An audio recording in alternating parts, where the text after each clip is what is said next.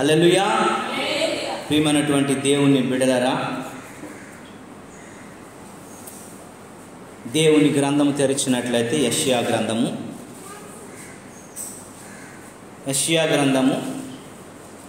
33వ అధ్యాయము తెరవండి పిల్లరా.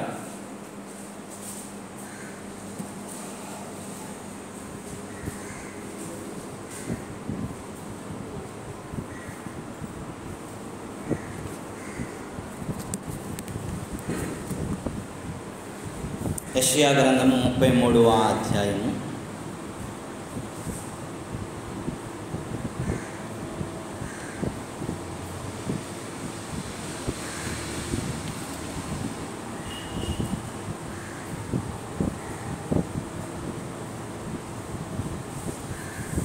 14వ వచనాన్ని జ్ఞాపకం చేసుకుంటాం.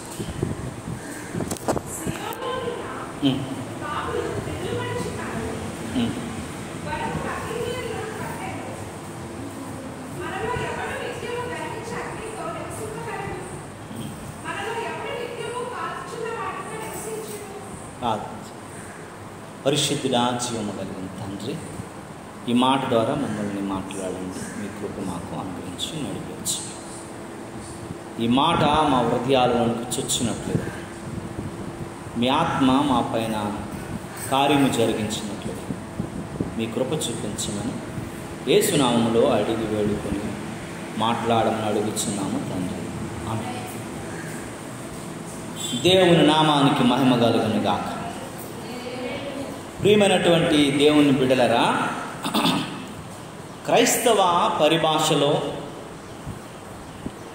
లేకపోతే క్రైస్తవ సాహిత్యములో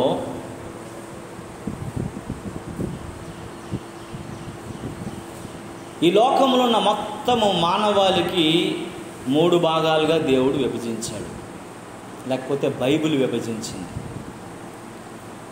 ఒకటిది ఏంటంటే, ఈ 3 భాగాలుగా చేసి బైబిలు దేవుని వాక్యము మాట్లాడుతూ ఉంది. చాలా జాగ్రత్తగా మనం ఆలోచించాలి. క్రైస్తవ పరిభాషలో దేవుని గ్రంథము 3 భాగాలుగా మనల్ని విభాగిస్తూ మాట్లాడుతూ ఉన్న మాటలు. నెంబర్ 1, బబులోను వాసులు. నెంబర్ 1 ఎవరండి? బబులోను వాసులు. నెంబర్ 2 ఏంటంటే యెరూషలేము ప్రజలు. నెంబర్ 3 ఏంటంటే సియోను నివాసులు.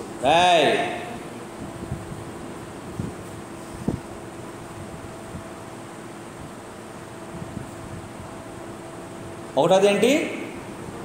బబులోను ప్రజలు. రెండోది యెరూషలేము నివాసులు. మూడోది సియోను వాసులు. ఇక్కడ బబులోను వాసులు అనంటే, లేక ప్రజలు, లేక బబులోను కన్యక,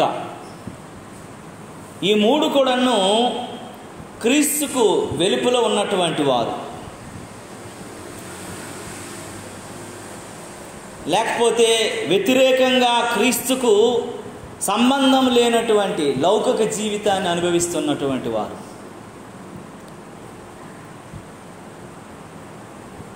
వారు పాపిష్టి బ్రతుకును బ్రతుకుతూ వారే బబులోను వాసులు. లేకపోతే చెప్పాలనుకుంటే, వాళ్ళ మాటల్లో చెప్పాలనుకుంటే, దేవునికి వారికి సంబంధం లేని వాళ్ళు. వీళ్ళెవరు? బబులోను వాసులు. రెండోది ఎవరంటే యెరూషలేము ప్రజలు. యెరూషలేము ప్రజలంటే దేవుని ప్రజలే కానీ దేవుడు ఆశించి లేకపోతే కోరుకున్నటువంటి ఆధ్యాత్మిక అనుభవాల్లోనికి రాలేనటువంటి వాళ్ళు. వారు దేవుని ప్రజలే, దేవుని నమ్ముకున్న వాళ్ళే, దేవుని బిడ్డలే, క్రైస్తవులే, క్రీస్తుని వెంబడిస్తున్న వాళ్ళే, వాక్యం తెలిసిన వాళ్ళే. కానీ వాళ్ళట క్రీస్తులోనికి, అంటే క్రీస్తుని మాదిరిగా బ్రతికే వాళ్ళు కారంట. ఒక మాటలో చెప్పాలనుకుంటే, వాళ్ళు నామకార్థపు స్థితిలో ఉన్నటువంటి వారు, నిలువెచ్చని స్థితిలో ఉన్నటువంటి వారు, దేవుడు పెద్ద ఇష్టపడేటువంటి మనుషులు ఆ క్వాలిటీస్ లేనటువంటి వారు. దేవుల్లో ఆనందపడతారు కానీ దేవుణ్ణి ఆనందపరచగలిగినటువంటి విశ్వాసంలోనికి ఎప్పుడూ రావడానికి ఇష్టపడరు. దేవుల్లో చాలా ఆనందం, దేవుడిచ్చినటువంటి ఆనందాలన్నీ అనుభవిస్తారు. కానీ వీళ్ళ ద్వారా దేవుడు ఒక్క క్షణం కూడా ఆనందపరిచేటువంటి స్థితిగతుల్లో ఉండరు. ఒక ముక్కలో చెప్పాలంటే వారు నామకార్థ క్రైస్తవులు, లేకపోతే దేవుణ్ణి తెలిసి కూడా దేవుణ్ణి వ్యతిరేకించేటి వారని చెప్పవచ్చు. మూడోది, సియోను అనుభవంలో ఉన్నటువంటి వారు. ఇకపోతే వీళ్ళు ఎలా ఉన్నారు అనేది మనము ఆలోచిస్తే, వీరు ఎవరంటే శరీరపరముగా సంతోషం కానీ, ఆర్థికపరమైనటువంటి ఆనందం కానీ, సమాజంలో ఘనతలు కానీ ఏమీ ఆశించరట. వాళ్ళు శరీరక సంబంధమైనటువంటి నగలు, నట్ర, బట్టలు, ఆస్తులు, బంగారం, అంతస్తులు అన్నీ కోరుకోరు. ఆర్థికపరమైనటువంటి ఆస్తిపాస్తులు కావాలని కోరుకోరు. సమాజంలో ఈ పదవి కావాలి, ఆ పదవి కావాలి, నేను గనుడిని అయిపోవాలి, గొప్పవాడిని అయిపోవాలని కోరుకోరు. తమ దేహముని దేవుని ఆలయంగా అప్పగించుకొని, తమ ఆత్మను దేవుని నడిపింపుకి అప్పగించుకొని, తమ మనస్సును ఆత్మ యొక్క స్వాధీనమునకు సమర్పించి దేవుని కొరకే బ్రతకాలి, దేవునిలో ఆనందించడమే కాకుండా దేవుణ్ణి ఆనందపరిచేవారటిలు. దేవుడిచ్చినటువంటి ఆశీర్వాదాలను బట్టో, దీవెలను బట్టో, మేలులను బట్టో దేవునిలో ఆనందించడం కాదట, దేవుడినే ఆనందింపజేసేటువంటి. నిన్ను బట్టి దేవుడు ఆనందించగలగాలి. ఒక ఇద్దరు ముగ్గురు నుంచి పేర్లు చెప్పగలరా దేవుడు వాళ్ళని బట్టి ఆనందిస్తున్నట్లు? అమ్మా, అల్లుడా? ఎవరమ్మా? దావీదు, హానోకు. దావీదు లేదు, దేవుడు దావీదుని బట్టి ఆనందించలే, హానోకుని బట్టి ఆనందించాడు. అమ్మా, యోసేపుని బట్టి ఆనందించాడు, డానియేలుని బట్టి ఆనందించాడు, షడ్రక్, మేషక్, అబేద్నెగోలను బట్టి ఆనందించాడు. చాలామంది ఉన్నారు. ఎందుకనంటే దేవుడు ఆనందించాడు అనంట. వీళ్ళు ఎలాంటి వాళ్ళనంటే, వీళ్ళు ఆనందపడిపోయినటువంటి దేవుని బట్టి వీళ్ళు ఆనందపడ్డాం కదట, వీరిని బట్టి దేవుడే ఆనందపడగలిగినటువంటి, దేవుణ్ణి ఆనందపరచగలిగినటువంటి, దేవుని ద్వారా మేలు పొందే కాకుండా దేవుని రాజ్యానికి మేలు కలిగేటట్లు జీవించేవారు. దేవుని ద్వారా కృప పొందటం కాకుండా అనేక మందికి దేవుని కృపకు దగ్గర చేసేవారంట. సంఘమును బట్టి వీరు ఆనందించడం కాకుండా సంఘానికి వీలే ఒక మేలుకరంగా, ఆశీర్వాదకరంగా, దీవెనకరంగా ఉండేవారంట. ఇలాంటి వారి కోసము ఈ మాట చదివినప్పుడు నాకు చాలా బాధ అనిపించింది. వారం రోజులుగా ఈ మాటతో నేను నలిగిపోయాను. నాకు ఒక అలవాటు ఉంది, నేను ఎక్కడైనా ఒక ప్రసంగం చేయాలనుకుంటే కనీసం వారం రోజులు దాని కొరకు నేను కనిపెడతాను, ఆలోచిస్తాను. ప్రతినిత్యం దాన్ని అలా అలా అలా అలా కొన్ని ఒక 10 ప్రసంగాలు, 15-20 ప్రసంగాలు ఈ వారం అంతా నా మైండ్లో తిరుగుతూనే ఉంటాయి. ఎక్కడ దేవుడు ఆ ప్రసంగాన్ని మాట్లాడమంటే ఆ ప్రసంగాన్ని మాట్లాడతాను. ఈరోజు ఈ మాట చూస్తే ఇంత ఆత్మ సంబంధమని దేవుని రాజ్య స్థాపనలో ప్రాణార్పణముగా వారి ప్రాణాలను అర్పించగలిగి సియోను శిఖరాగ్రానికి చేరుకోవటంలో ఎక్కడ వెనుదీయని విశ్వాసంలో బలిష్ఠులుగా బ్రతికినటువంటి వారు, ఆధ్యాత్మిక అంతస్తులన్నీ ఎక్కి ఆ శిఖరాగ్రంలో నిలబడగలిగినటువంటి వారు మాత్రమే సియోను వాసులు. నేను వాక్యం చదివినప్పుడు నాకు చాలా బాధ అనిపించింది. సియోన్ అంటే ఒక్క మాటలో చెప్పాలంటే అది పినాకల్ పాయింట్, ఆ పీక్, ఆ స్టేజ్. ఇంకంతకంటే క్రైస్తవ జీవితంలో గొప్పది ఏమీ లేదు. మనం ఒక పాట పాడతాం కదా, సియోను శిఖరాగ్రము నీ సింహాసనమాయన, సియోనులో చూడాలని ఆశతో ఉన్నాను నా యేసయ్య. దేవుడు నివసించే స్థలము, ఆ మహాకెరూబులు షెరూపులు ఎవరు సమీపించరాని తేజస్సులో అమరుడైనటువంటి దేవుని ఆధిపత్యం వహించగలిగినటువంటి స్థలము. ఆ స్థలంలో ఉన్నటువంటి చేరుకున్న ప్రజల పరిస్థితి ఇక్కడ చదివినప్పుడు నాకు చాలా బాధ అనిపించింది. రైట్, ఒకసారి చదవమ్మా మాట. ఏమని రాస్తుంది? సియోనులో ఉన్న పాపు. ఇదేంటిది?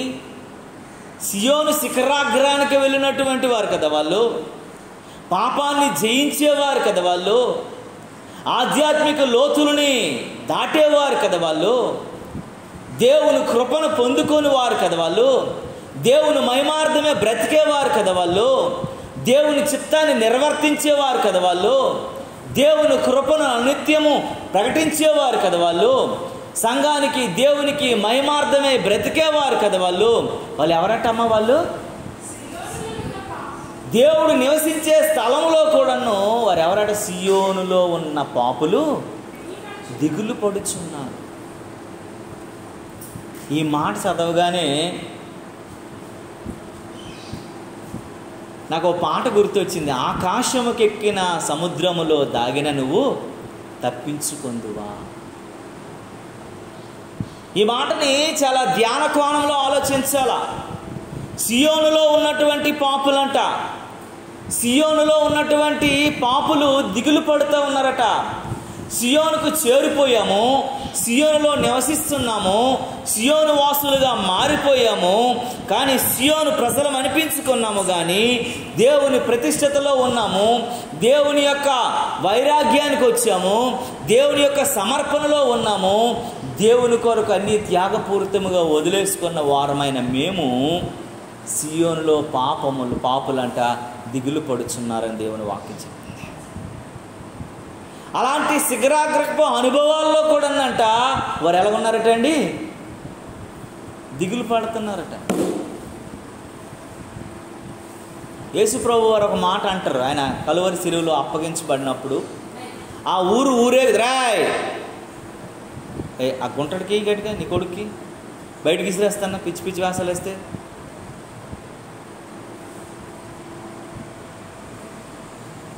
దేవుని చిత్తంలో దేవుని యొక్క మాటను, దేవుని యొక్క వాక్య నెరవేర్పులో ఉన్నటువంటి వారు సియోనుకు చేరుతారు.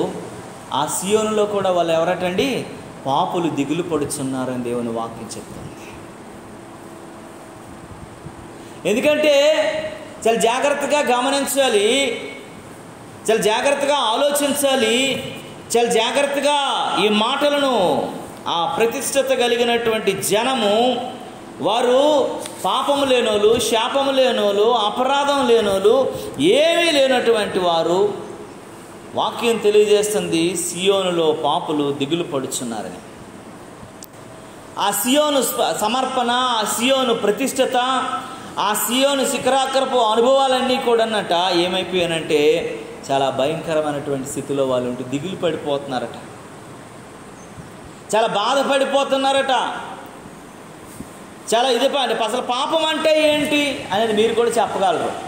పాపం అంటే ఏంటమ్మా? పాపం అంటే ఏంటి? ఆజ్ఞ అతిక్రమమే పాపం, సకల దుర్నీతి పాపం. బైబిల్ చెప్తున్న మాటలు చెప్పాలంటే మూర్ఖుని యోచన పాపం, మేలైనది ఎరిగి కూడా చెయ్యకపోవటమే పాపం. దేవుని మాట తప్పిపోతే అది పాపం అంట. ఆదాం ఏం చేశాడు? ఆజ్ఞను అతిక్రమించేశాడు, ఆజ్ఞను మీరిపోయాడు, ఆజ్ఞను తప్పిపోయాడు. కాబట్టి పాపంలోకి వెళ్ళిపోయాడు, శాపంలోకి వెళ్ళిపోయాడు, అపరాధంలోకి వెళ్ళిపోయాడు. రెండోది ఏంటట?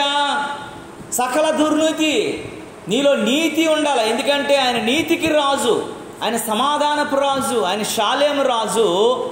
సకల దుర్నీతి నుంచి నువ్వు విడిపించబడగలిగిన అనుభవాల్లోనికి నువ్వు రాగలగాల.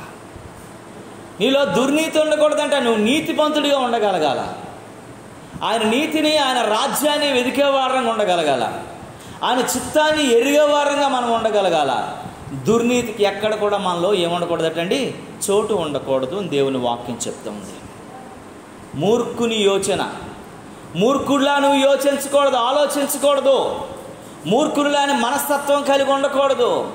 మూర్ఖుడు ఏం చేస్తాడట, తనున్న చెట్టుని కొమ్మను తనే నరుక్కునేటువంటి పద్ధతిలో ఉంటాడని దేవుని వాక్యం చెప్తా ఉంది. మూర్ఖుడు తన నిలుచున్న కొమ్మనే తను ఏం చేసుకుంటాడట, తవ్వేసి నరికేసుకుంటాడు.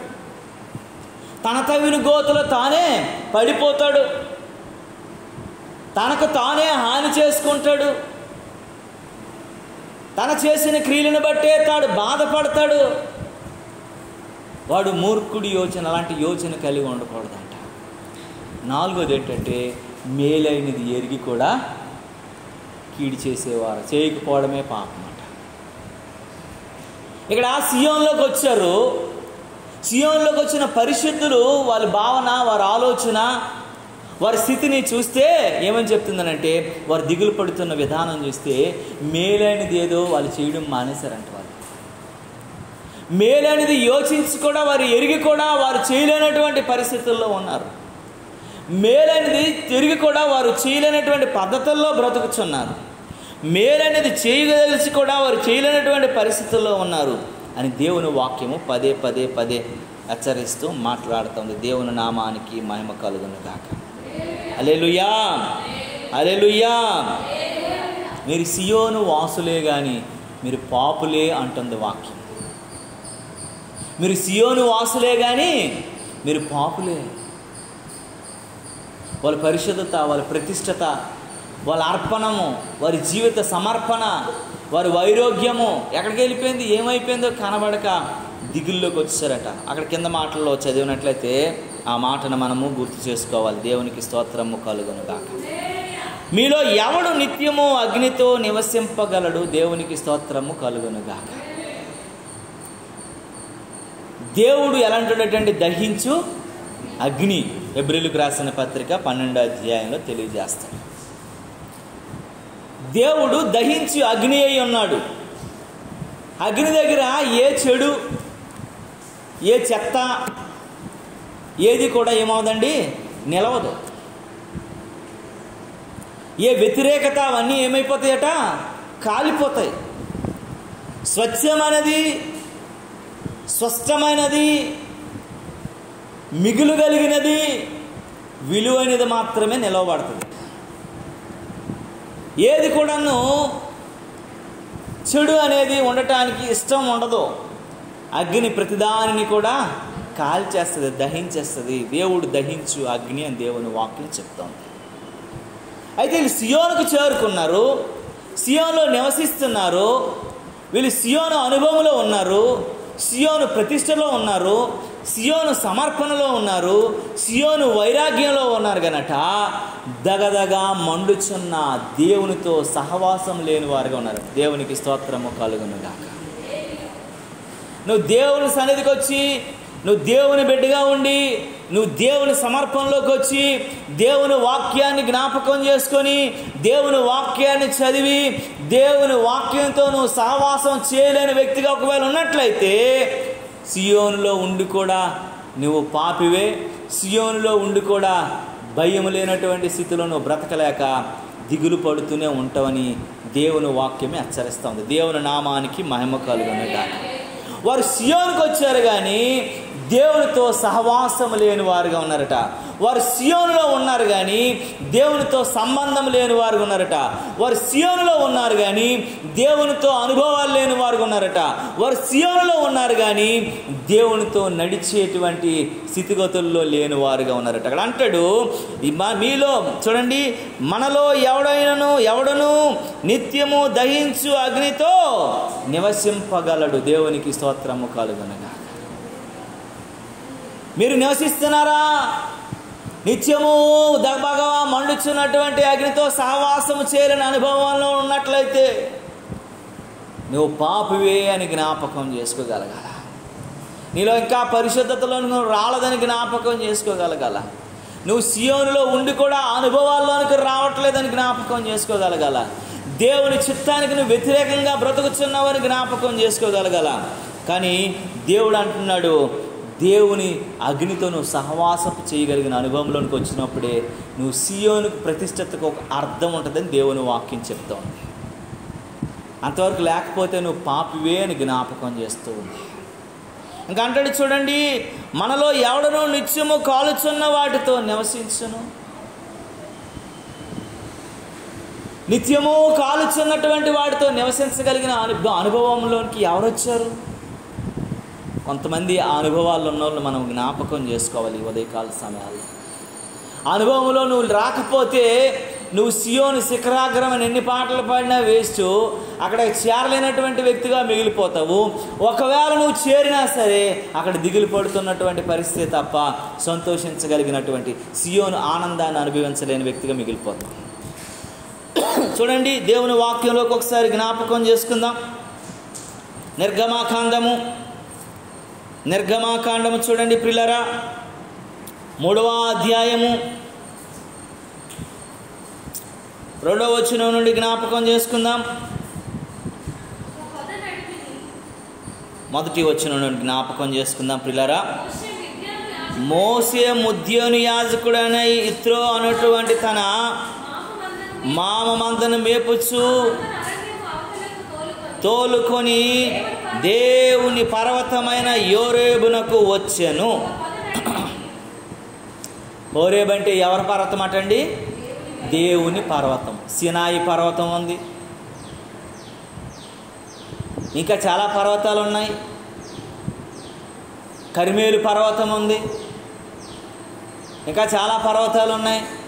కానీ హోరేబు పర్వతానికి ఒక పేరు ఉంది, ఏంటంటే దేవుని పర్వతం అనేటువంటి దాని దగ్గరికి వచ్చేట. ఒక పొద నడిమిని అగ్నిజ్వాలల్లో యెహోవా దూత అతనికి ప్రత్యక్షమయ్యను. 2వ వచనం, అతడు చూచినప్పుడు అగ్ని వలన ఆ పొద మండుచుండెను, కానీ ఆ పొద కాలిపోలేదు. ఇక్కడ చాలా జాగ్రత్తగా ఆలోచించాలి. మోషే ఎక్కడికి వచ్చేటట్టండి?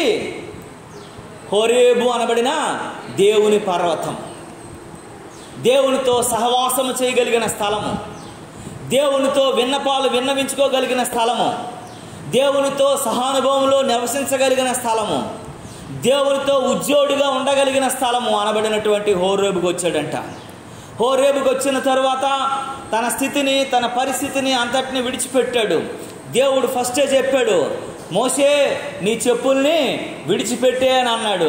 విడిచిపెట్టగానే ఆ చెప్పులు అనబడినటువంటి పాపము, శాపము, అపరాధము, అసత్యము, దేవునికి ఉన్న వ్యతిరేకతను అంతటినీ మోషే విడిచిపెట్టి దేవునితో మండుచున్న అగ్నితో దేవుడు సహవాసము చేయటానికి ఎవరు వచ్చారండి? మోషే గారు వచ్చారు. అగ్ని మండుచున్నదంట, కానీ పొద కాలిపోలేదు.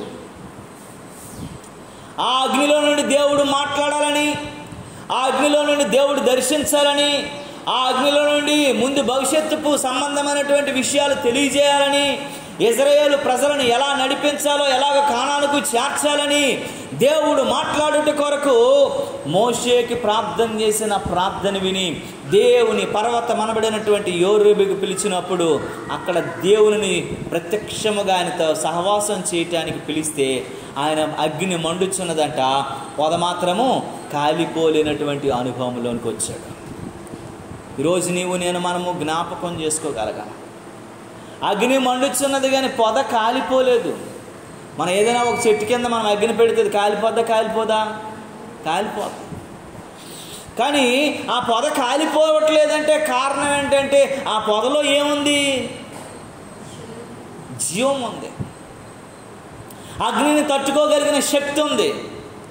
అగ్ని కంటే బలమైనటువంటి శక్తితో కూడినటువంటిది ఆ పొద కనుకనే ఆ అగ్నికి అది దహిస్తూ ఉండగా అది కాలిపోలేనిదిగా ఉంది. దేవుని నామానికి మహిమ కలుగునుగా. నువ్వు దేవునితో సహవాసం చేయాలనుకుంటే, దేవునితో సంబంధం కలిగి ఉండాలనుకుంటే, దేవుని రాజ్య వారసుడిగా మార్చబడాలనుకుంటే, దేవుని యందు నువ్వు నివాసం కలిగి ఉండాలనుకుంటట, నువ్వు అగ్ని మండుచుండగా ఆ సహవాసపు అనుభవాల్లోనికి నువ్వు రాకపోతే దేవునిలో నువ్వు ఉండలేనటువంటి వ్యక్తివే. లేకపోతే నీ జీవితం అంతా నువ్వు దిగులు పడుతూ బ్రతకవలసింది అని దేవుని వాక్యం చెప్తుంది. దేవునికి స్తోత్రము కలుగునుగాక. 33:14 ఏమని చదువుకున్నామనండి?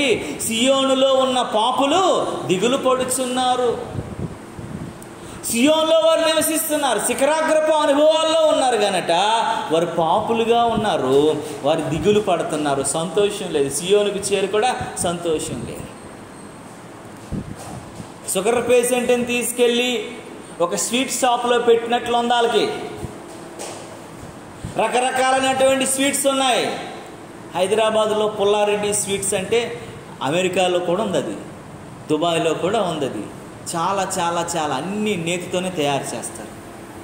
పుల్లారెడ్డి స్వీట్స్ అంటే ఇంకా అది అసలు టాప్ అన్నమాట. అంత మంచి స్వీట్ షాప్లోకి ఒక షుగర్ పేషెంట్ని వదిలేస్తే ఆడు చూడడం తప్ప ఏమీ అనుభవించేది లేదు, తినేది లేదు. వీళ్ళు సియోనుకు చేరుకున్నారు, సియోను అనుభవాల్లో ఉన్నారు, కానీ వీళ్ళు పాపులుగా ఉండి దిగులు పడుతున్నారట. ఆ సంతోషం వీరిలో లేదు, ఆ ఆనందం వీరిలో లేదు, ఆ యొక్క నాట్యం వీరిలో లేదు. ఇక్కడ చేరుకున్నాం, ఈ శిఖరాగ్రంలో ఉన్నటువంటి ఆ ధన్యత వీరిలో కనబడట్లేదు. మోషే గారిని మనము జ్ఞాపకం చేసుకుంటే అగ్ని మండుచుండగా ఆ పొదకాలైనటువంటి పరిస్థితుల్లో దేవునితో సహవాసం చేయటానికి, దేవునితో ఆ యొక్క సమయాన్ని గడపటానికి, దేవునితో సహజీవనం గడపటానికి ఆ మోషే గారు అక్కడికి వచ్చినట్లుగా నీవు నేను మనం చూడగలుగుతూ ఉన్నాం. దేవునికి స్తోత్రము కలుగునుగాక. ఆ తరువాత మోషే చేసిన కార్యాలు ఎన్ని అద్భుతాలు అంటే అన్ని అద్భుతాలు. ఆ తరువాత చేసిన కార్యాలు, ఆకాశం నుండి మన్నాను కురిపించాడు, బండ నుండి నీళ్ళు తీసుకొచ్చాడు, ఎడారిలో పూరేడును కురిపించాడు, ఎడారిలో ఖర్జూరపు కాయలను కురిపించాడు.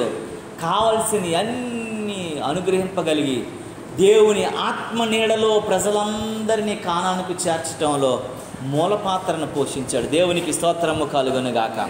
ఈరోజు నువ్వు దేవునితో సరైనటువంటి అనుభవాల్లోనికి నువ్వు వచ్చి నడవగలిగితే, ఆ మండుచున్నటువంటి దహించగలిగిన దేవునితో అగ్నితో నువ్వు సహవాసం కలిగి ఉంటే, నువ్వు ఆ సహవాసంలో నువ్వు ఉండగలిగితే, ఆ సియోను శిఖరాగ్రపు అనుభవాల్లోకి నువ్వు ఉండగలిగితే, నువ్వు తరువాత చేయగలిగిన కార్యాలు ఇన్నన్ని కాదు. దేవుని నామానికి మహిమ కలుగునుగాక. అంతవరకు మోషే ఎవడో తెలియదు ఎవరికి. ఏం చేసుకున్నాడటండి? యోరేబుకు రాకముందు మోషే, యోరేబుకు వచ్చిన తర్వాత మోషే ఏంటి? ఆయన యోరేబుకు రాకముందు మోషే ఏంటి? వాళ్ళ మామ గొర్రెలు మేపుకున్నాడు. ఇక్కడ రాసి ఉందండి, మొదట వచ్చిన వాళ్ళు ఏముందమ్మా? వాళ్ళ మామ యొక్క మందను ఏం చేస్తున్నాడు? ఆయన మేపుకుంటున్నాడు. ఒక గొర్రెలు కాపరిగా ఉన్నటువంటి వాడు. పెద్ద ఏం లేదు మ్యాటర్ అక్కడ. ఆయన ఏదో కంపెనీకి CEO కాదు, ఒక దేశానికి రాజు కాదు. ఆయన కేవలం ఒక గొర్రెలు మేపుకుంటున్నటువంటి గొర్రెల కాపరి మాత్రం. హోరేబు ఎక్కి మండుచున్న అగ్నితో అనబడినటువంటి దేవునితో సావాసము చేసిన తర్వాత ఆకాశాన్ని శాసించగలిగాడు, సముద్రాలని శాసించగలిగాడు, బండలనే కొండలనే శాసించగలిగాడు, ప్రకృతినే శాసించగలిగాడు, ప్రతిదాని మీద పైసి శాసించగలిగినటువంటి అనుభవాల్లోనికి వచ్చేసాడు. దేవుని నామానికి మహిమ కలుగునుగాక. అంతవరకు దిగులు పడినటువంటి వ్యక్తి ఎప్పుడైతే ఆ యొక్క అనుభవాల్లోకి వచ్చాడో ఆయన జీవితంలో మరెన్నడూ చూడలేదు. ప్రజలు విభ్రాంతి చెందిపోయినటువంటి పరిస్థితుల్లోకి వెళ్ళిపోయారు. అతను ఎంత మోటివేట్ చేయగలిగాడంటే అండి, ఒక 40 రోజులు ప్రజలకు కనబడబోయేసరికి ప్రజలు ఏమైపోయారండి? తప్పుడు మార్గాల్లోకి వెళ్ళిపోయారు. అంత మోటివేషన్ అయిపోయాడు.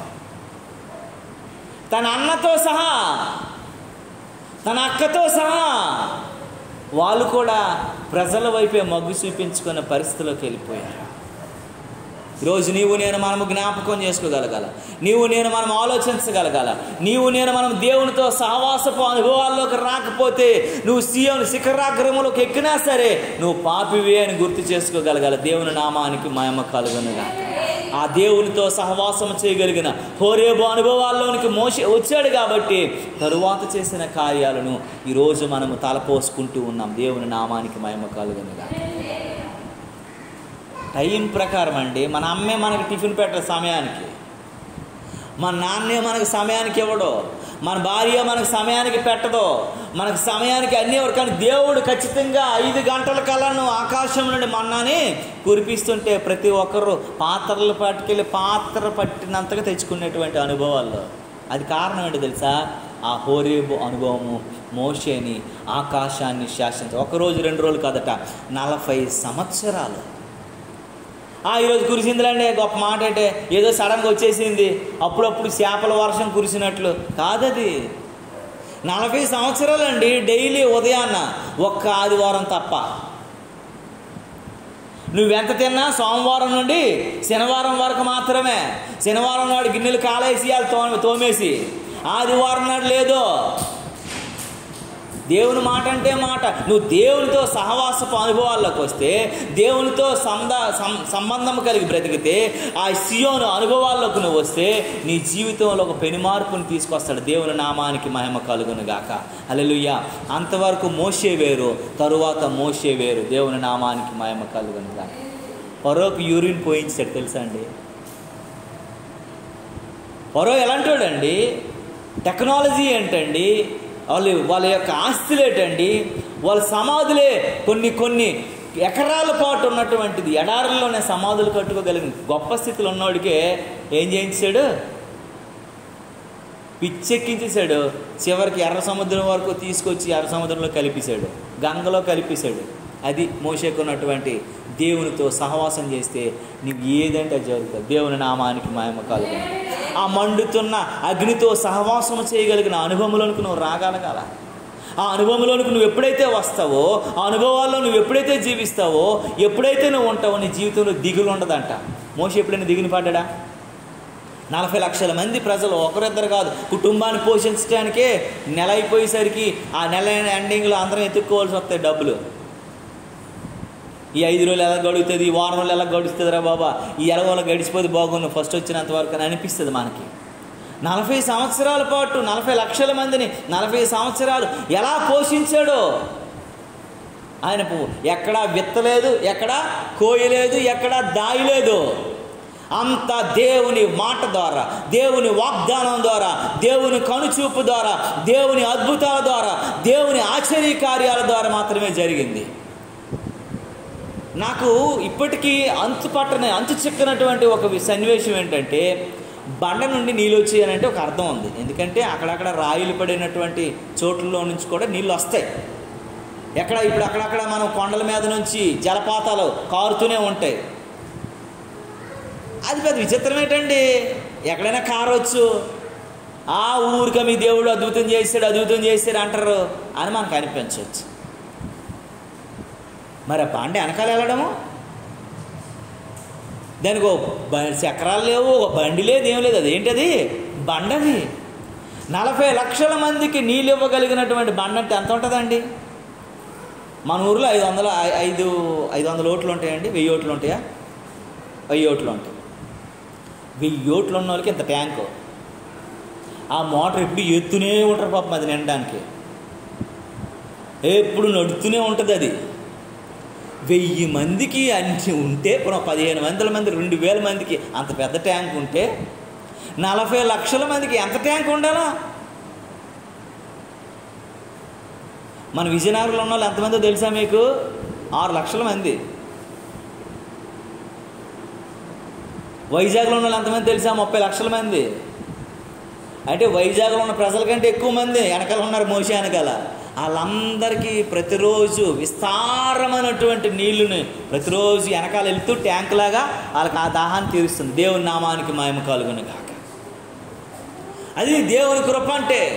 మోషే దేవునితో మండుచున్న అగ్నితో, దహించు అగ్నితో సహవాసం చేసిన తర్వాత జరిగినటువంటి అద్భుతం ఏంటంటే ప్రియులారా, దేవునితో నువ్వు నడవటం కాదు, దేవుని అద్భుతాలే నీ వెనకాల నడిచి వచ్చేటట్లు చేస్తాడు దేవుడు. దేవుని నామానికి మహిమ కలుగును గాక.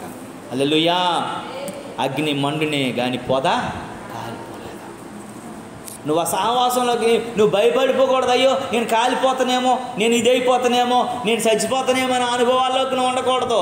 అక్కడ వాళ్ళు పరలోకానికి సియోన్లోకి వెళ్ళారు.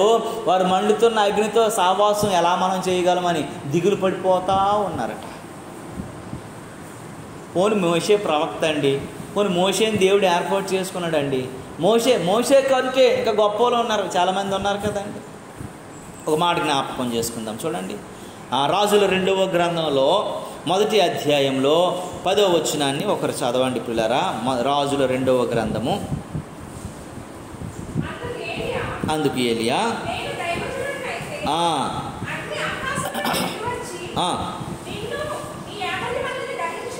దేవునికి స్తోత్రము కలుగునుగాక. అందుకు ఏలియా ఒక సవాల్ ఇసిరాడు. రే, నువ్వు ఒక బలిపీఠం కట్టారు, మన అందరికీ తెలిసిందే, మరొకసారి నేను జ్ఞాపకం చేస్తున్నాను. దొంగ ప్రవక్తలు ఉన్నారు అక్కడ. ఎంతమంది ఉన్నారటండి? 50 మంది వచ్చి ఏమని చెప్తున్నారు తెలుసా? మీ దేవుడేం దేవుడయ్యా, మీ దేవుడు ఏం చేయగలడయ్యా, మా దేవుడు మండుచున్న అగ్ని అని ఏలియా చెప్తూ ఉన్నాడు. ఇంకా ఏలియాని ఏం చేస్తున్నారు? రెచ్చగొట్టి వదిలేస్తున్నారు. 50 మంది మాటకి ఒకడి మాటకి ఎలా ఉంటుందండి? మన మాట ఎవడైనా అంటాడా?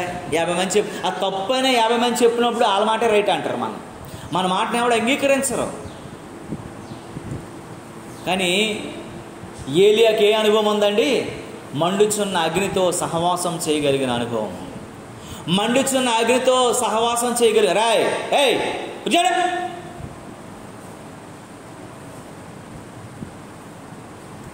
మండుచున్న అగ్నితో సహవాసం చేయగలిగిన అనుభవం ఏలియాకు ఉంది. కాబట్టి ఏలియా ఇక్కడ ఏమని చెప్తున్నాడో తెలుసా?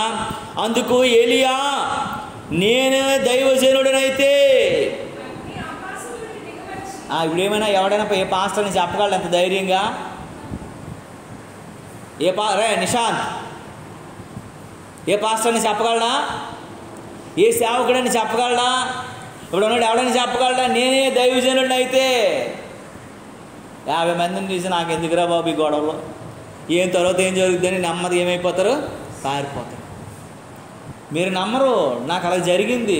నేను పర్సనల్ ఎక్స్పీరియన్స్ చేశాను. మీరు హైవేలో ఒక ఊరు ఉంటుంది, ఆ ఊరి పేరు వెంకటాపురం అంటారు. అక్కడ రథం ఉంటుంది. ఆ ఊరు సువార్తకి వెళ్ళాం. ఆ ఊరు సువార్తకి వెళ్తే ఒక ఆయన వచ్చి అడిగాడు. మేము ఒక 40 మంది వెళ్ళాము. ఏమని అడిగాడంటే, యేసు ప్రభు ఏం దేవుడయ్యా, ఎవడైనా తన తండ్రి లేకుండా పిల్లడు పుడతాడా, పిచ్చా మీకు అని అన్నాడు. వీళ్ళందరూ ఏది చెప్పాలి కదా. నేను మై కొట్టుకొని నేను సువార్త చెప్తున్నాను. నా వెనకాల ఎవడు లేడు. ఒక 5 నిమిషాల తర్వాత అందరూ వెళ్ళిపోయారు. నేను ఒక్కడో మైకు ఉంది నా చేతిలో. ఆ మైకు ఒక సైకిల్ కట్టిన పిల్లోడు ఉన్నాడు. ఆడు నాకు అయ్యగారండి అని అంటున్నాడు. ఆడు నేను ఒక్కడనే ఉన్నాను అక్కడ. ఎక్కడైనా ఉంటుందా? ఏం చెప్తావయ్యా, ఏం చెప్తావు? ఆడికి ఎసిరేస్తున్నాడు. నాకు ఎక్కడైనా తండ్రి లేకుండా పిల్లోడు పుడతాడా అని అంటున్నాడు.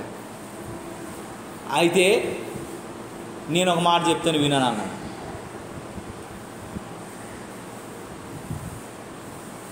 అరే బాబు, మీ దేవుడు ఒకటి చెవులో నుంచి పుట్టాడు కదా, ఎవడైనా చెవులో పుడతాడా అని అడిగాను నేను. చెవులో నుంచి వాడు పుట్టాడు కదా, చెవులో నుంచి పుడతాడా అని అన్నాడు. ఆవిడ నోరు మూసుకుని ఆడు వెళ్ళిపోవడం మొదలెట్టు. నేను వెనక్కి అంత అయిపోయింది. అలాగేనయ్యా, పరిశుద్ధాత్మ దేవుని చేత పుట్టడానికి కొన్ని ఆనవాళ్ళు ఉన్నాయి. దేవుడు అలా పుడతాడని రాసి ఉంది, అలాగే జరిగింది అని ఆయనకో నేను చెప్పి కొన్ని వ్యాధాల్లో నుంచి అందులో ఇందులో నుంచి అని చెప్తే ఆడు సెట్ అయిపోయాడు. ఈ మనుషులు నేను తరువాత చూస్తే ఒక్కడు లేడు అక్కడ. ఇప్పుడు నాకు ఏదో 4 మాటలు వచ్చు, నేను చదువుకున్నాను, నేను చెప్పగలిగే స్థితిలో ఉన్నాను కాబట్టి చెప్పాను. మరి నేనే బెబ్బంగడైతే, నాకేం తెలియకపోతే, నాకే అనుభవాలు లేకపోతే ఏంటి సంగతి? వాళ్ళు నన్ను అక్కడ మాడతెట్టిరా. వీళ్ళు వెళ్ళిపోయి ఎక్కడి నుండి రణస్థలం నుంచి వచ్చిన వాళ్ళు మళ్ళీ రణస్థలం వెళ్ళిపోయి నాకు ఫోన్ చేస్తాను రా, అక్కడ బెదరం మేము అక్కడికి వచ్చేయండి అనేసి. నేను ఒక్కడు నా పిల్లోడిని పట్టుకొని ఊరు మొత్తం 4 గంటల వరకు సువార్త చేసిన తర్వాత వెళ్ళాను. నేను ఒరే బాబు, నీలాగా ఏలియా ఉంటే ఏంటైపోతాడు? నీలాగా ఏలియా ఉంటే అసలు ఏలియా ఈరోజు ధైర్యంగా అనేక మంది అభాగ్యుల ముందు చెప్పగలడా? ఏలియా అనేక మంది సవాలు చేయగలడా? దేవుని నామం హెచ్చించగలడా? దేవుని నామానికి ఘనత తేగలడా అని దేవుని వాక్యాన్ని నేను తర్వాత అలా చెప్పాను. నేను దేవుని నామానికి మహిమ కలుగునుగాక. అందుకు ఏలియా, నేనే దైవజనుడినైతే అగ్ని ఆహారము నుండి దిగివచ్చి నిన్ను నీ 50 మందిని దహించునుగాకని 50 మందికి అధిపతి అయినటువంటి వానితో చెప్పగా అగ్ని ఆకాశము నుండి దిగి వానిని 50 మందిని దహించను. దేవునికి స్తోత్రం కలుగునుగాక. నువ్వు అగ్నితో సహవాసం చేస్తే ఏదైనా నీ మాట వింటది. నువ్వు ఎక్కడున్నావు అనేది కాదు, నువ్వు సియోన్లో ఉన్నావు, ఆ శిఖరాగ్రానికి చేరిపోయాను, ఆ వైరాగ్యానికి చేరిపోయాను, ఆ ప్రతిష్టతలో నేను ఉన్నాను, ఆ సమర్పణలో ఉన్నాను చెప్పుకోవడం కాదు. నువ్వేం చేయాలంటే అగ్నితో సహవాసం. ఏలియా ఇక్కడ సవాల్ చేశాడు, నేనే దేవుని సేవకుడిని అయితే మిమ్మల్ని ప్రార్థిస్తా, ఇప్పుడే ఆకాశం నుండి అగ్ని తీస్తానని చెప్పేసి, ప్రభువా నీ అగ్నిని ఆకాశం నుండి కురిపించగానే ఈ చెప్పినోడితో పాటు ఉన్నటువంటి 50 మందిని ఏం చేసిందండి? దహించి పడేసింది. ఆ 12వ వచనంలో అక్కడ ఏమని రాసిందో తెలుసా? చదవండి ఒకసారి ఆ 12వ వచనము. అందుకు ఏలియా, నేను దైవజనుడినైతే అగ్ని ఆకాశం నుండి దిగివచ్చి నిన్ను నీ 50 మందిని దహించునుగాకని చెప్పగా ఆకాశము నుండి దేవుని అగ్ని దిగి వాని 50 మందిని దహించాను. దేవునికి స్తోత్రము కలుగునుగాక. హల్లెలూయా, హల్లెలూయా. ప్రియమైనటువంటి దేవుని బిడ్డలారా, నీవు నేను మనము జ్ఞాపకం చేసుకోగలగాలి, నీవు నేను మనము ఆలోచించగలగాలి, నీవు నేను మనము ఎవరితో సహవాసం చేస్తున్నాము. మన సహవాసము దేవుని శాసించగలిగినటువంటి, ప్రకృతిని శాసించగలిగినటువంటి ఆ పీకకు నువ్వు వెళ్ళలేకపోతే నువ్వెంత భక్తి చేసినా వేస్ట్. పరలోకంలో కూడా దిగులు పడుతూనే ఉంటావు, పరలోకంలో కూడా ఆనందం లేని వ్యక్తిగానే ఉంటావు, పరలోకంలో ఉండి కూడా ప్రభువు ముందు ఉండి కూడా నువ్వు పాపిగానే ఎంచబడతావు తప్ప పరిశుద్ధతలో ఉండవు. ఏలియా చెప్తున్నాడు, అగ్నితో సహవాసం చేయగలిగిన అనుభవాలు ఉన్నాయి.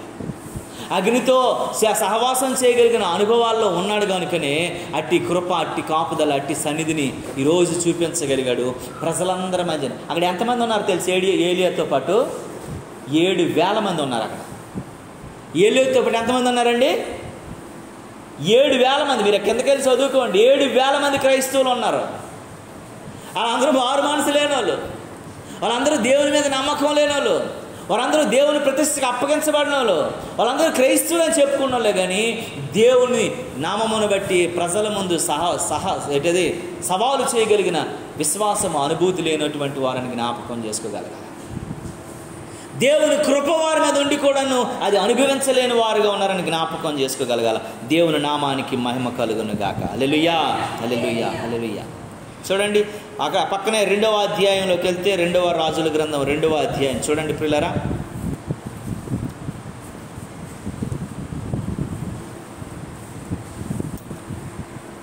పదకొండవ వచనంలో ఒక మాట ఉంటుంది, చదవండి ప్రియులారా. వారు ఇంకా వెళ్ళుచు మాట్లాడుచుండగా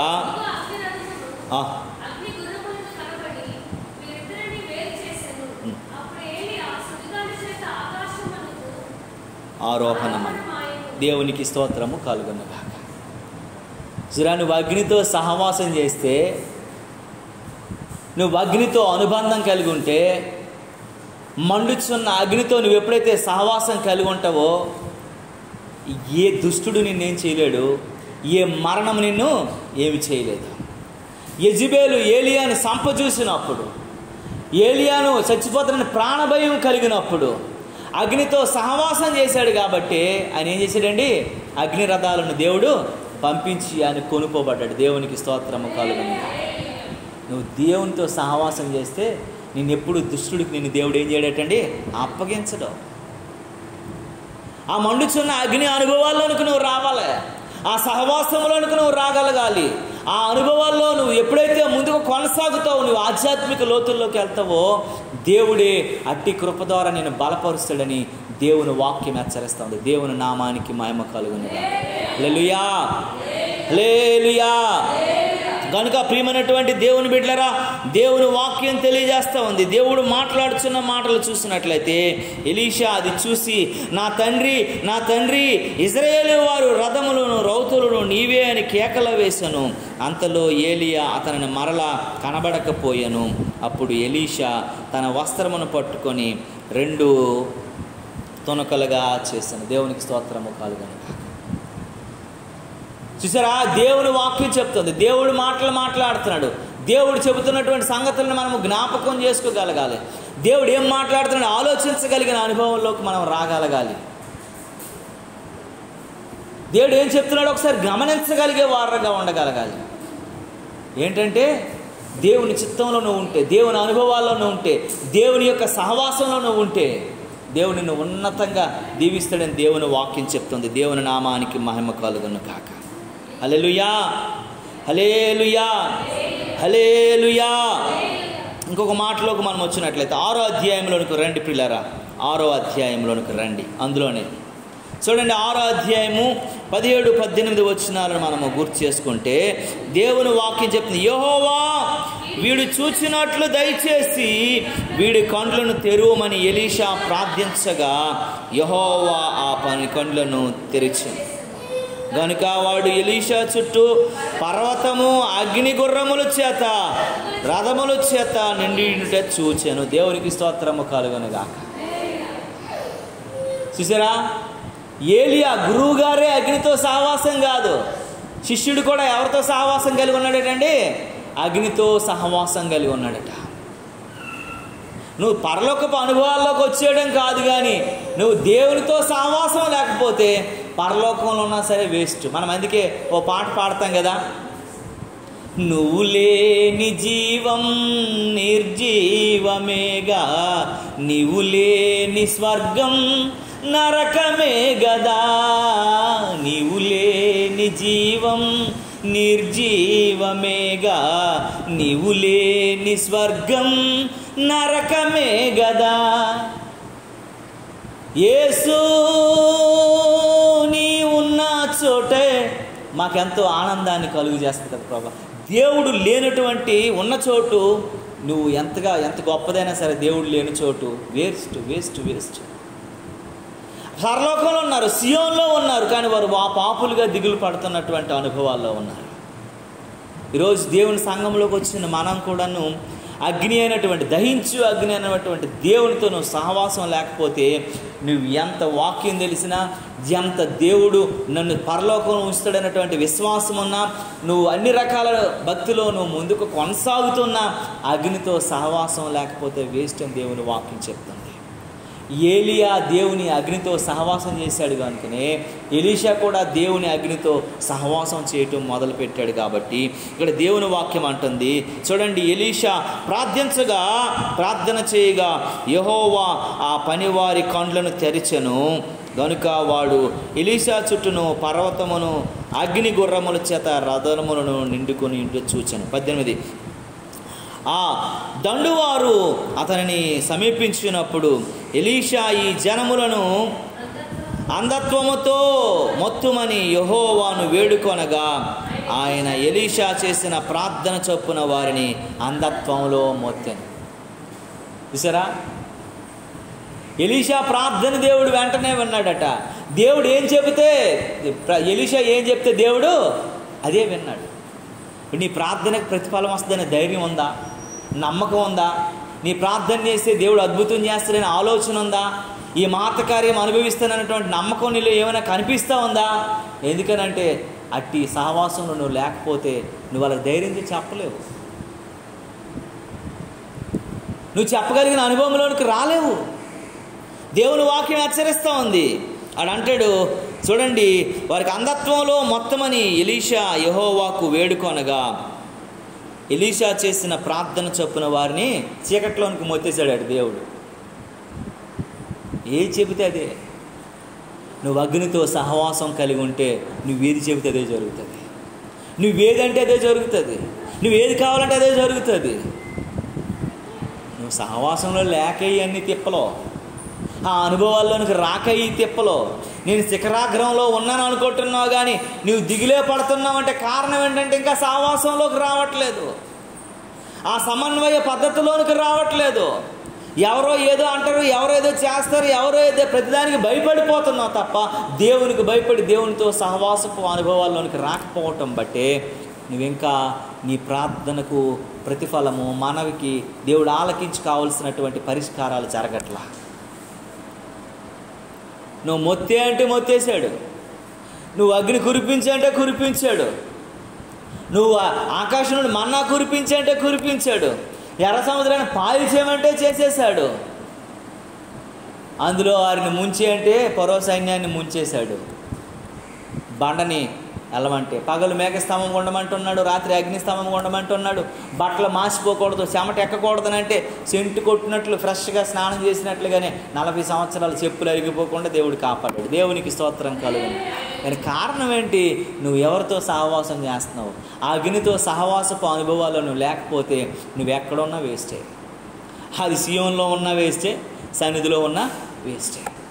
అనుభవాల్లోనికి రావాలని దేవుని వాక్యము హెచ్చరిస్తుంది. దేవుని నామానికి మహిమ కలుగును. ఇంకొక మాట జ్ఞాపకం చేసుకొని మనము ముగించుకుందాం. దానియేలు గ్రంథము ప్రియులారా, దానియేలు గ్రంథము ఒకసారి జ్ఞాపకం చేసుకుందాము. దానియేలు గ్రంథము తెరవండి.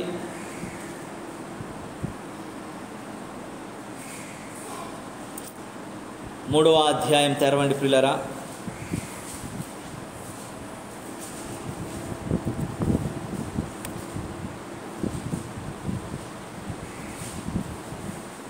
పదిహేడవ వచనం నుండి జ్ఞాపకం చేసుకుందాం. మేము సేవించుచున్న దేవుడు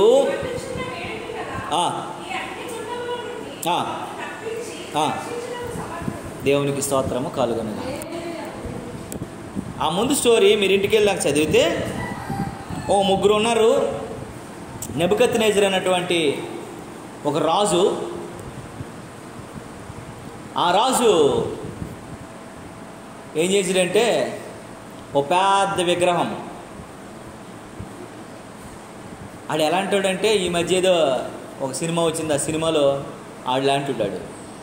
నా ప్రతిష్ట, నా పేరు పెద్దగా ఉండాలి, ఎప్పుడూ స్థిరస్థాయిగా ఉండిపోవాలన్న ఆలోచన కలిగి ఓ పెద్ద బొమ్మని కట్టుకోవాలన్నటువంటి ఆశతో నెబుకద్నెజర్ బొమ్మని, విగ్రహాన్ని తయారు చేసుకున్నాడు. రాజులేంటి అవే స్థిరస్థాయిగా మిగిలిపోవాలనుకుంటాయి కదా. మనం కూడా విజయనగరం వెళ్తే విజయనగరం రాజు విజయరామ గజపతి రాజు యొక్క విగ్రహాలని అక్కడక్కడ ఉన్నాయి. వాళ్ళు వెళ్ళిపోయిన తర్వాత కూడా వాళ్ళు ఉండిపోవాలనేటువంటి దాంతో పెడుతుంటారు అక్కడక్కడ. అన్న అంబేద్కర్ విగ్రహము హైదరాబాద్లో చాలా పెద్దది పెట్టారు.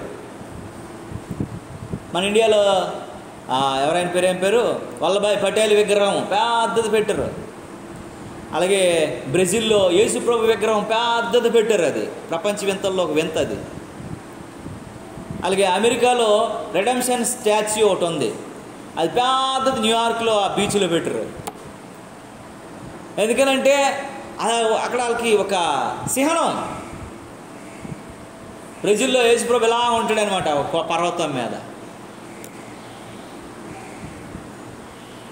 అలాగా అక్కడికక్కడ పెట్టుకునేటట్లుగా ఈ నెబుకద్నెజర్కి కూడా ఏమొచ్చిందనంటే ఈ 127 ఆస్థానాలకు అధిపతిని, గొప్పోడిని, ఇప్పటికీ అనేకమైన సామ్రాజ్యాలను కొల్లగొట్టినటువంటి వాడిని, యూదా సామ్రాజ్యాన్ని పూర్తిగా సర్వనాశనం చేసేసి బానిసలు వశం చేసుకున్నవాడిని, ఇంత గొప్పోడు నాకు ఏదో ఒకటి ఉండాలని ఒక పెద్ద విగ్రహం చేయించాడట. అందరినీ వచ్చేసి నా విగ్రహాన్ని మీరు మొక్కాలని చెప్పేసి సాటింపు వేయించాడు.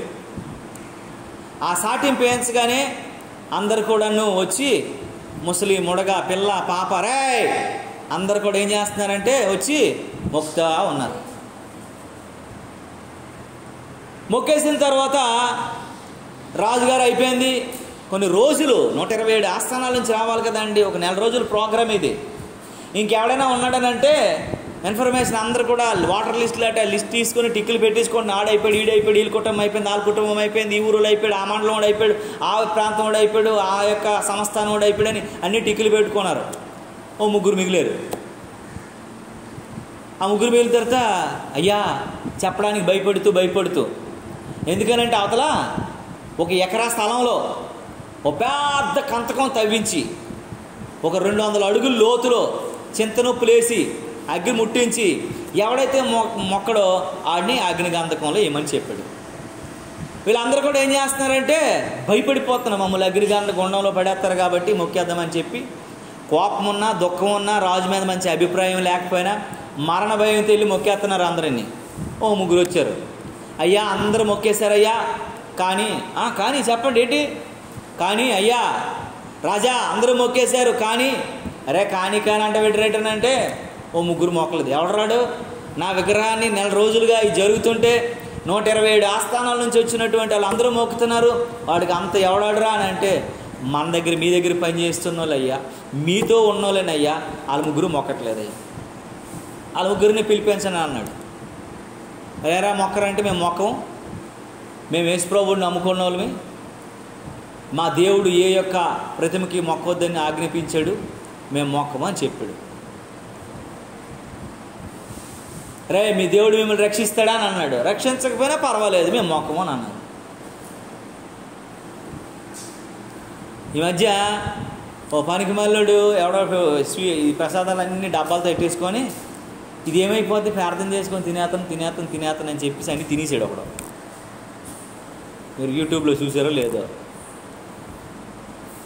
రే విగ్రహార్పితములు తినకూడదని దేవుని వాక్యం పదే చెప్తుంటాడు, తినేస్తున్నాడు ఆడు. దేన్ని కూడా మనము బలిచ్చేదాన్ని తినకూడదు, విగ్రహార్పితాలు తినకూడదు. ఎందుకనంటే దేవుడు అవన్నీ సహించటం. కనుక మనం చాలా జాగ్రత్తగా ఆలోచించాలి, గమనించాలి. దేవుని వాక్యం చెప్తూ ఉంది నువ్వు అవన్నీ కూడా అనుభవించకూడదని దేవుని వాక్యం, అన్నిటిలోకి వెళ్ళకూడదని దేవుని వాక్యం చెప్తున్నా పదే మనం తప్పిదాలు చేస్తున్నాం. కానీ షడ్రక్ మేషక్ అబేద్నెగోలు 3 కూడాను మేము చచ్చిపోతాం కానీ మేము మొక్కం అని చెప్పారు. 3 2 చేతులు పట్టుకొని గొలుసులతో ఇంకొక ఇటొకడు అటొకడు కట్టుకొని 3 రెళ్ళు 6 పట్టుకొని అగ్నిగుండంలో దూకేసిన తర్వాత వాళ్ళు 6 చచ్చిపోయారు. చాలాసేపు అయింది, గంట అయింది, 2 గంటలు అయింది, 3 గంటలు అయింది. ఆడు కాలిపోయారా అని చెప్పేసరికి మన వాళ్ళు కాలిపోయారు. కానీ వాళ్ళు 3 తిరుగుతాండ్రు, వాళ్ళతో పాటు ఇంకెవడో ఒకటి తిరుగుతాడు. మరి ఏటో అయ్యా అని వీడు తిరుగుతాను రా, మన వాళ్ళు కాలిపోవడం ఏంటి వాళ్ళు తిరగడం ఏంటరా అని చెప్పేసి ఈ రాజుకి ఇంకా ఆగట్లేదు. అడిగి మెంటలు వచ్చేసింది, బుర్ర పాడైపోయింది. నేను ఎత్తి కొట్టుకుంటున్నాడు, నేను రాజుని, నేను నా ముందు ముట్టించాను అని చెప్పేసి కోపం అయిపోతున్నాడు. రాజుకి ఆక్క ఏం చేశాడంటే అగ్నిగుండం వరకు వచ్చి ఇలా చూశాడు. వాళ్ళు 4 తిరుగుతున్నారు. అందులో ఒకటి దగ్గ మెరిసిపోతున్నాడు, బంగారు ఛాయ కలిగి, వజ్రముల వంటి కన్నులు కలిగిన వాడు, కిరీటం పెట్టుకొని చూడ చక్కగా ఉన్నటువంటి వాడు, అసలు ఎవరో అర్థం కాలేనటువంటి పరిస్థితిలో ఉన్నాడు. వాళ్ళందరూ కూడా ఆ మంటలో నుంచి వాళ్ళు 3 వచ్చారు. ఆ 4వ వ్యక్తి కనబడలేదు, వీళ్ళకి వెళ్ళిపోయాడు. వీళ్ళు 3 తీసిన తర్వాత వీళ్ళు ఎలా వేశారో ఈ 3 కూడా అలాగే ఉన్నారు. వీళ్ళు బట్టలు కూడా తల వెంట్రుకలు కాలిపోలేదట, బట్టలట పొగ వాసన కూడా రాలేదట. మీరు ఆ 30వ వచనం వరకు కానీ చదివితే, ఝాన్సీ గట్టిగా ఒకసారి చదువు నీ వాయిస్ తోటి. 18 నుంచి రాజా నీ దేవతలను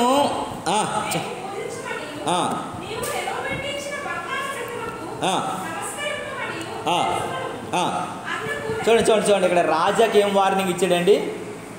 నువ్వు ఒక విషయం తెలుసుకోవాలి రాజా, నువ్వు బెల్లం పెట్టినటువంటి బంగారు ప్రతిమకు మేము నమస్కరించమని నువ్వు జాగ్రత్తగా తెలుసుకో. ఆడ దగ్గర పనిచేసి రాజుకి వీళ్ళు ఏం చేస్తున్నాడు, సవాలు సిరుతున్నాడు. కింద చదువమ్మా. అందుకు నెబుకద్నెజరు అత్యాగ్రహము నొందిన షడ్రకు మేషకు అబేద్నెగోను వారి విషయంలో ఆయన ముఖమాట వికారమైపోయి కోపం వచ్చేసింది. కనుక అగ్నిగుండములు ఎన్నటికిని చూడండి, ఫస్ట్ అట ఒక అంతగా ఉన్నటువంటి మంటని ఎరా మీరు 7 అంతలుగా 7 అంతలుగా చేశారంట. ఒక అంతగా ఉన్నటువంటి అగ్నిగుండాన్ని ఎంత చేశారు, 7 టైమ్స్ పెంచారట. బాయిలర్స్ ఉంటాయి, అది చాలా భయంకరమైనటువంటి స్థితిలోకి వెళ్ళిపోయింది. పంచిన తర్వాత చెప్పమ్మ చదువు. తన సైన్యముల నుండి బలిష్ఠులలో కొందరిని పిలవనంపించి షడ్రకు మేషకు అబేద్నెగోను బంధించి వేడిమి గల మండుచున్న అగ్నిగుండములో వేడిన ఆజ్ఞయియగా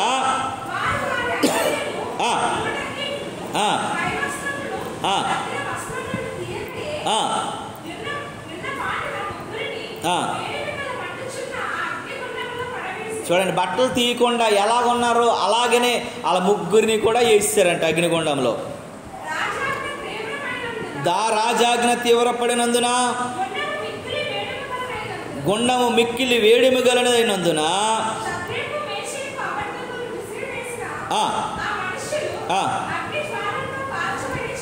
చూడండి, 6 వేశారు కదా, 6 కూడా అగ్ని జ్వాలలతో కాలిపోయారట. షడ్రకు మేషకు అబేద్నెగోలు ఆ ముగ్గురును బంధించబడిన వారై పడగా ఆశ్చర్యపడి తీవ్రముగా లేచి మేము 3 మనుషులను బంధించి అగ్నిలో వేసాం కదా.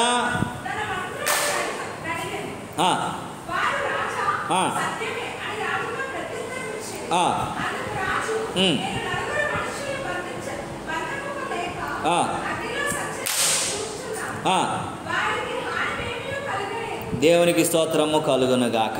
చూడండి, ఇక్కడ చూసినట్లయితే అందుకు రాజా, నేను 4 మనుషులను బంధకము లేక అగ్నిలో సంచరించుట చూచుచున్నాను, వారికి హాని ఏమీ కలుగలేదు. 4వ వాని రూపము దేవతల రూపమును బోలినని వారికి ప్రత్యుత్తరం ఇచ్చెను. అంతటా నెబుకద్నెజరు వేడి కలిగి మండుచున్నటువంటి అగ్నిగుండము వారికి వచ్చి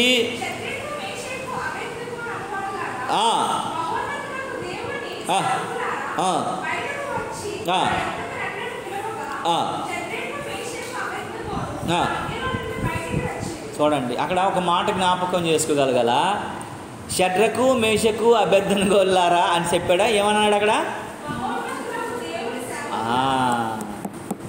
నువ్వు అగ్నితో సహవాసపు అనుభవంలోకి వెళ్తే ఫస్ట్ నువ్వు షడ్రకు అబేద్నెగో మేషకు వాళ్ళ పరిస్థితి ఏంటి?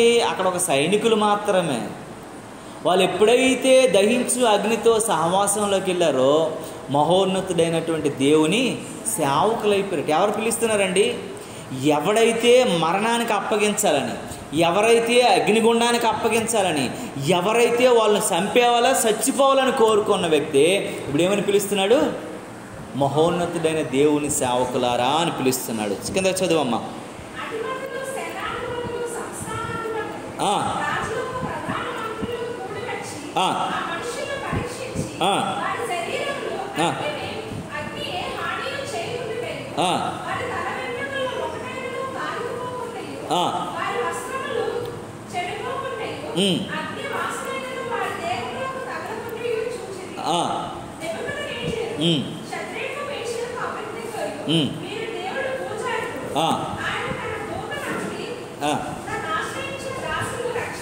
చాలు. చూసారా, ఒకప్పుడు ఎవరు పూజార్హుడు ఉండాలనుకున్నాడు? నెబుకద్నెజరు. విగ్రహాన్ని పెట్టాడు, నన్ను పూజ చేయండి అని పిలిచాడు.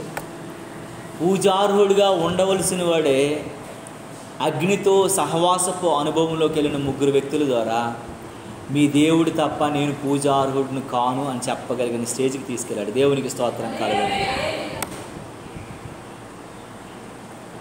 మీరు నమ్మిన దేవుడు, మీరు విశ్వసించిన దేవుడు మాత్రమే పూజార్హుడు, నేను ఎంత మాత్రం కాను. అక్కడ అంటాడు చూడండి, తన దూత నంపించి ఉన్న 28వ వచనంలో ఏమనుందో? నెబుకద్నెజరు మేషకు అబేద్నెగోలు, షడ్రకు మేషకు అబేద్నెగోలు వీరి దేవుడు పూజార్హుడు. ఆయన తన దూతను ఆజ్ఞాపించి ఆశ్రయించి దాసులను రక్షించెను.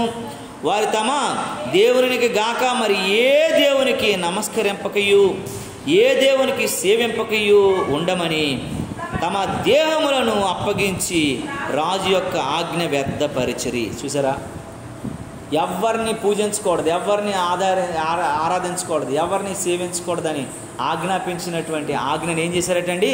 కొట్టి పడేశారట. రాజు చెప్పిన ఆజ్ఞను అంత కొట్టి పడేశారంట. ఆ కిందకి చదివితే ఏమని చెప్తుందమ్మా? నేను ఒక శాసనము నియమించుచున్నాను, ఏమనగా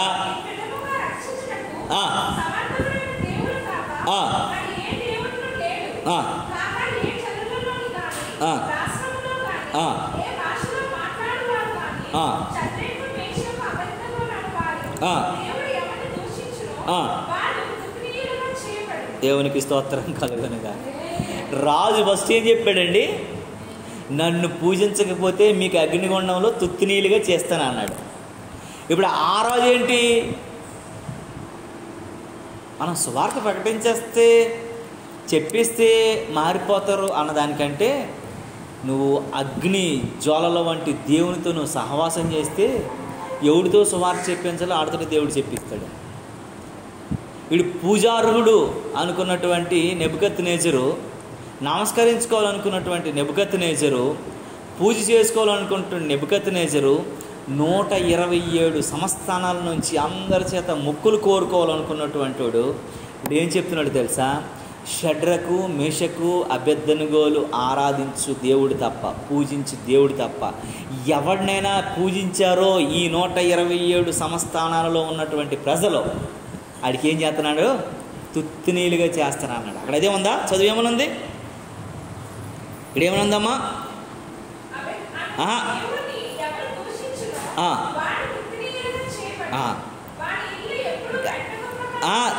ఇవి తగిన రక్షించుటకును సమర్థుడకు దేవుడు గాక మరి ఏ దేవుడునూ లేడు. ఫస్ట్ చెప్పింది ఏంటంటే ఈ అగ్నిగుండంలో షడ్రకు మేషకు అబేద్నెగోలను రక్షించిన దేవుడు తప్ప నాతో సహా ఇంకెవడూ లేడు అని ఎవరు ఒప్పుకున్నారండి?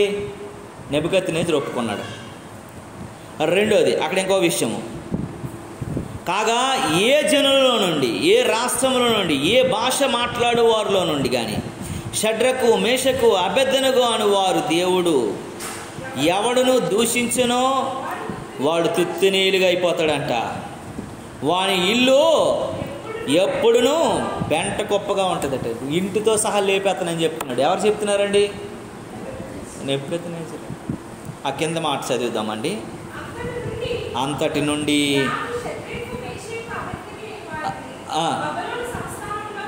దేవునికి స్తోత్రము కలుగును. నువ్వు దేవుడు, సర్వోన్నతుడైన దేవుడు, దహించు అగ్ని అనబడినటువంటి దేవునితో నువ్వు సహవాసం చేస్తే జనులు నిన్ను ఎంత తగ్గించి ఎంత గోతులో తోసేయాలనుకున్నా సరే దేవుడు వాళ్ళందరి మధ్యలోనే నిన్నేం చేస్తాడు? హెచ్చిచ్చేస్తాడు. వారు పాపం సైనికులుగానో, గేట్ కాపలా కాసుకున్న వాళ్ళుగానో, బానిసలుగానో ఉన్నటువంటి వాళ్ళని ఇప్పుడు నాకు తెలిసి వాళ్ళు ప్రధానమంత్రులుగాను రాష్ట్రపతులుగాను మారిపోయారు. అక్కడ రాజు తలుచుకుంటే ఏముంటుందంటే నువ్వు దేవుణ్ణి హెచ్చిస్తే, అందుకే నన్ను హెచ్చించి వాడిని నేను హెచ్చిస్తాను.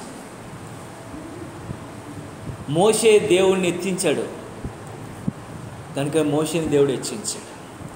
ఏలియా దేవుణ్ణి హెచ్చించాడు కనుకనే దేవుణ్ణి ఏలియాని హెచ్చించాడు. ఎలీషా దేవుణ్ణి హెచ్చించాడు కనుకనే దేవుడు ఎలీషాని హెచ్చించాడు. షడ్రకు మేషకు అబేద్నెగోలు దేవుణ్ణి హెచ్చించారు, దేవుడు హెచ్చించాడు. నువ్వు హెచ్చించబడటం కాదు, నువ్వు గొప్ప అనుకోవటం కాదు, నువ్వు గొప్పదానివి, గొప్ప వ్యక్తి, గొప్పవాడు అని అనుకోవటం కాదు. నువ్వు దేవుని హెచ్చిస్తే దేవుడిని ఆటోమేటిక్గా హెచ్చించేస్తాడు. పరలోక రాజ్యంలో సియోన్లో ఉండి కూడా వాళ్ళు దిగులు పడుతున్నారు, పాపులని చెప్పుకుంటున్నారు, భయభక్తులతో ఉన్నారు. కారణం ఏంటో తెలుసా అండి? వీరు మహాశ్రమలలో నుండి వచ్చిన వారు. వీరు ఇక దుఃఖమైనను బాధైనను వీరికి ఏమీ లేదు. ఇక మీదట వీరి కన్నుల నుండి ప్రతి బాష్ప బిందువును దేవుడు ఏం చేస్తాడట? తుడిచేసిన వాళ్ళు సియోన్లో ఉంటారు. అలాంటి వాళ్ళు దుఃఖపడుతున్నారంటే ఎంత బాధాకరం. ఎందుకంటే వారు సియోన్లో ఉన్నారు కానీ దహించు అగ్నితో వారు ఏం చేయట్లేదు? సహవాసం చేయట్లేదు. నువ్వు దేవుని మందిరానికి వచ్చావు, దేవుని యొక్క నామంలో రక్షించబడ్డావు, దేవుని యొక్క వాక్యం చదువుతున్నావు, దేవుణ్ణి ప్రార్థన చేస్తున్నావు, దేవునికి అన్ని రకాలుగా ఉన్నావు, దేవునికి ఇష్టమైన బిడ్డగా ఉన్నావు, కానీ దేవునితో సహవాసం చేయటంలో ఎక్కడో దూరం అయిపోయావు. అందుకే దేవుని వాక్యం ఏం చెప్తుందంటే, మేలైనది చేయగోరి తెలిసి కూడా చేయకపోవటమే పాపం. దేవునితో సహవాసం చేయకపోవటం పాపం. వీరందరూ దేవునితో సహవాసం చేయబడ్డారు కాబట్టి వీరు దేవుడు అత్యున్నతంగా హెచ్చించాడు. ఏది కావాలంటది దేవుడు కార్యాలు చేశాడు. నువ్వు ఇంకా హెచ్చించబడకపోవడానికి గల కారణం ఏంటంటే, దహించు అగ్ని అనబడినటువంటి దేవునితో నువ్వు ఇంకా సహవాసంలోనికి రావట్లేదు.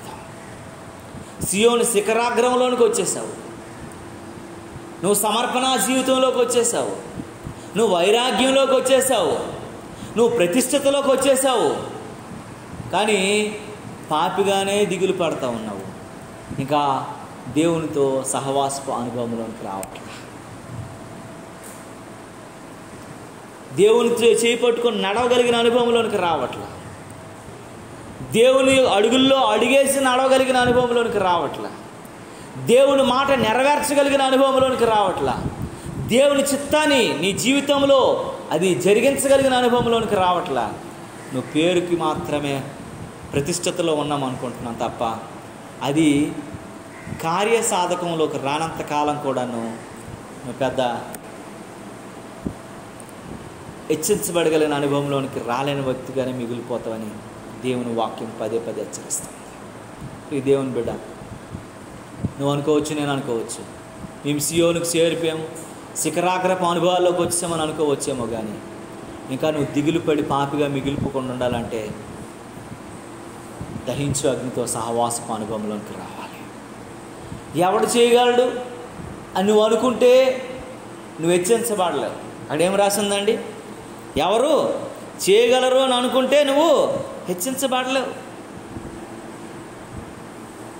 ఎవరు చేయగలరు అని అనుకొని నువ్వు వదిలేస్తే నువ్వు హెచ్చించబడలేవు. నువ్వు హెచ్చించబడాలంటే ఆ అనుభవంలోనికి నువ్వు రాగలగాలి. అప్పుడే దేవుడి నీలో ఉన్నటువంటి ప్రతి కళంకాన్ని, ప్రతి కీడుని, ప్రతి డాగుని, ప్రతి ముడతను ఏం చేస్తాడండి?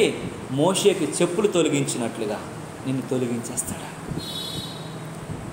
నీ బట్టను దీవెనకరంగా మార్చేస్తాడు. ఏలియా బట్ట ఎలీషా మీద పడగానే 2 పాళ్ళు అభిషేకాన్ని పొందగలిగాడు. పర్వతాన్ని శాసించగానే అదంతా కూడా ఏమైపోయిందటండి? డార్క్లోనికి పంపించేయగలిగాడు. నీవు నేను మనం అలాగుంటే నిన్ను కూడా హెచ్చించి అనేక మందిని ఆశీర్వాదకరంగా మార్చేస్తాడని దేవుని వాక్యం తెలియజేస్తుంది. ఇప్పుడు దేవుని బిడ్డ, ఈ ఉదయకాల సమయంలో నీవు నేను ఎలా ఉన్నావు? మన జీవన విధానం ఎలా ఉంది? మన స్థితి ఎలా ఉంది? మన పరిస్థితి ఎలా ఉంది? నేను సియోను ప్రతిష్టతకు వచ్చేసాను, నేను శిఖరాగ్రంలో చేరిపోయాను, నేను సహవాసంలోకి వచ్చేసాను, నేను సరిగా ఉన్నాను అని నువ్వు అనుకుంటున్నావేమో. నువ్వు సహవాసంలోకి రాకనంత కాలం కూడా నీకు దిగులే మిగులుతుంది. నేను పాపినటువంటి భయము, భీతి తప్ప నువ్వు పరిశుద్ధతలోనికి, ప్రభు సన్నిధిలో ప్రభుతో సహవాసంలోకి రాకపోతే నువ్వు వెచ్చించబడలేని వ్యక్తిగా మిగిలిపోతావని దేవుని వాక్యం చెప్తుంది. కళ్ళు మూసుకున్నట్లు ప్రార్థన చేసుకుందాం.